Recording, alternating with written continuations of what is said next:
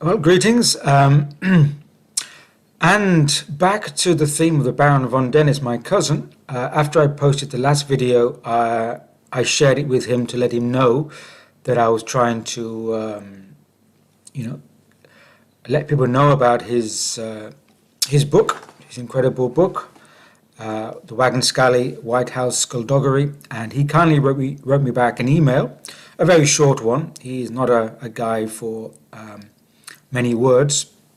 And let me just share it with you. He said, "Yo, Cousin Kings, greetings, you turtle-necked toaster lover. Many, many thanks to you for trying to share my work with the world. The book was not totally understood at all. There's so many diamonds in the mine that I planted, it would be like a labyrinth to uncover all the secrets I planted there. But the world would not understand. They were not ready for the book.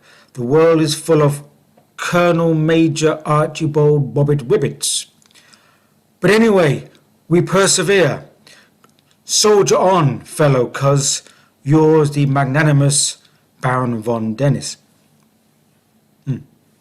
Well, I wasn't sure what he meant about the Colonel Major Archibald Bobbit Wibbit, so I went looking for it, and I went to his webpage, the baronvondennis.com, and I found that he had posted on his review page some people who had spoken about him. And there I found one, Colonel Major Archibald Bobbit Wibbit. And I guess I understand now what he means about the world is full of these people, because this guy, this Colonel Major Archibald Bobbit Wibbit, had written to my cousin, the Baron, and had left this review, or this response. He says, "1,000 years wouldn't be long enough for me not to meet with Baron von Dennis again. He thinks he's just so witty, it makes my vest crawl into my pants. That Baron is about as funny as a turtle farting. I wouldn't say he insulted me, but he made others laugh in a way I couldn't understand. The Baron should be banished to Timbuktu with a horde of androgynous demons and a Jimmy Samuel Fix-It badge." Well, whatever that means. Well, so I thought that I would continue my support of my cousin, the Baron von Dennis, and read another extract from the book. To continue, I thought about the relationship of WAG SCALLY with the two CIA agents, Tuesday and Thursday. So if you will permit me this, and the Baron, cheers cuz, I'm going to continue. Okay. A short while later, the taxi pulled up outside the Barking Mad Diner. Scally entered first. The diner, in typical US style with chrome fittings, had a long tabletop bar with bar stools and booths by the window. It was a third full of clients, nothing out of the ordinary. They took a booth at the far end. Wag was looking around a little nervously. Then his dark floppy ears pricked up as soon as he saw who was approaching. His face muscles relaxed. He became the same old Wag again. Once a Wag, always a Wag, thought Scally. "Welcome back, guys." Tuesday Adams, the waitress, was standing by their table. They both looked at her. She looked back. They knew that she knew that they now knew. It was a case of everyone knowing. This made Wag think once again of his beloved Lo Poo. As Lo Poo said, if both the knower and the known knows what there is to know, then nothing needs to be said. Wise words indeed, thought Wag. So He said nothing. You don't want to order anything, or has the cat got your tongue? Tuesday laughed gently, then gave Wag a quick wink. I think I know what this Wag wants. A double burger with extra chilies and topped with a huge splash of Tabasco sauce, right? Wag's mouth began to water. He held up his paw. You got me all figured, sweetie. And how about I grill some extra zucchini for you to put on top of the burger? Wag looked Tuesday in the eyes. I'm not a zucchini type of dude. I'm the courgette type, Wag replied with a smile.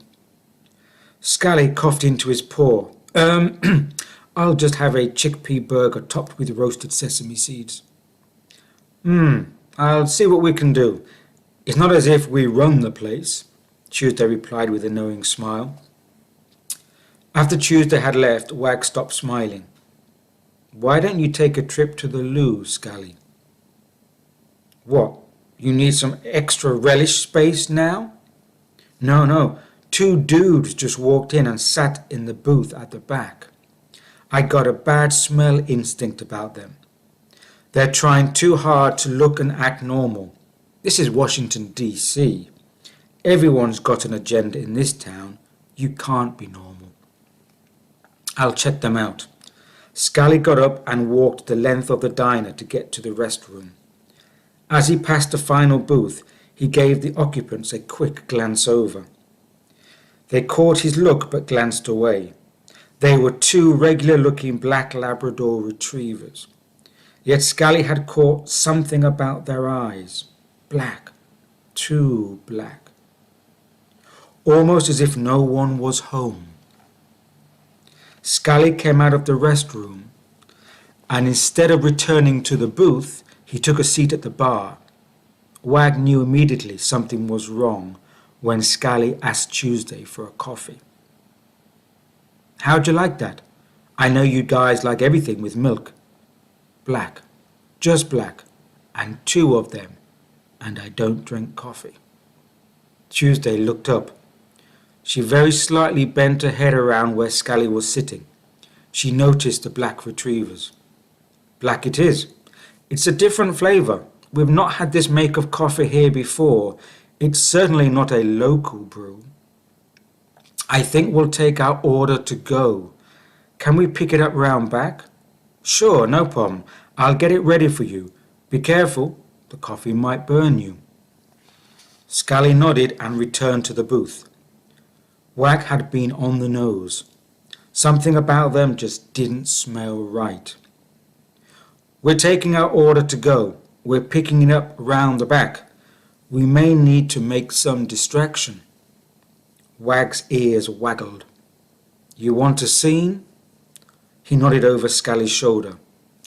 There's a fire extinguisher in that glass case.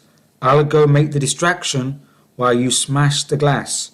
Get the extinguisher and slide it over to me, okay? Wag got up and slowly strutted over to the other side of the diner.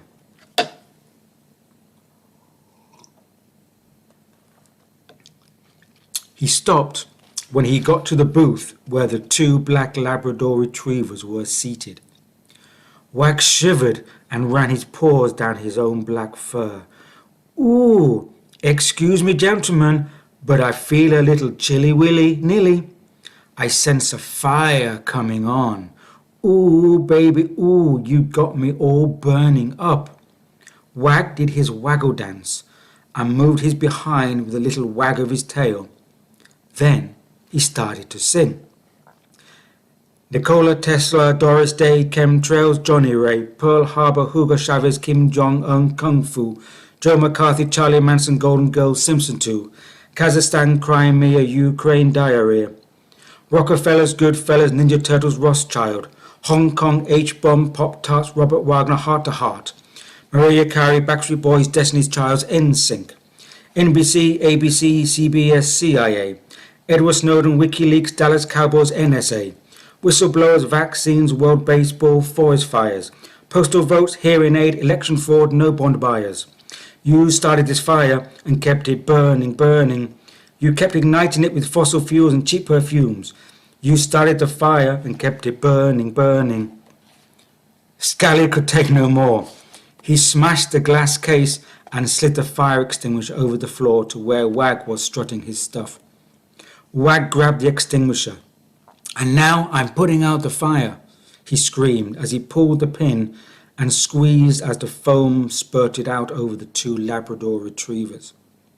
Scally jumped behind the counter and grabbed a 5-litre container of cold cooking oil and threw it over the flummoxed retrievers already struggling with the onslaught of the foam attack. Wag and Scally dashed outside amid the confusion and ran to the back of the diner to where Tuesday was waiting in a blue Mustang car with the engine running. They jumped inside and sped off. "Thank dog it's Tuesday and not another day of the week," said Wag, panting and sweating. It had been quite a performance. "Actually, it's Thursday," replied Tuesday. "My new favourite day of the week," said Scally, grinning. "Or did you have to make such a song and dance about it back there, Wag?" Wag slumped back in the seat. "I drank the Kool-Aid, dude. The whole freaking bottle of it. Hey, Tuesday, great car you got here." "Thanks. It's a Mustang, a 65 Shelby." "Nice. Mustang Sally." "No, it's a Mustang Tuesday. But no time for chit-chat.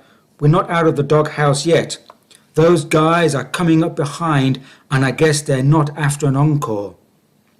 "Oh, shagbasket. We've got a pair of enraged anti-foam activists on our tail. Can we shake them off?" asked Wag. Can they shake them off indeed?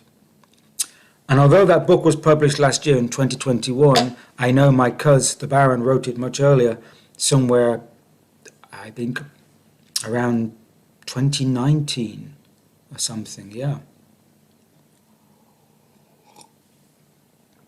Well, as you can see, I'm not able to sing, so apologies for that attempt, but I was trying to get into the moment. So I think I'll leave it there because, you can always say too little, and so I prefer to be under the radar and say less than too little. So I just want to say Baron von Dennis, odd character, odd. But then again, if you spell it backwards, it does pronounce do, and do he does. So anyway, for those of you who have a quirky nature, you may find the diamonds in the mind in White House Skuldoggery. If not, cheers, stay sane, be well, catch you next time.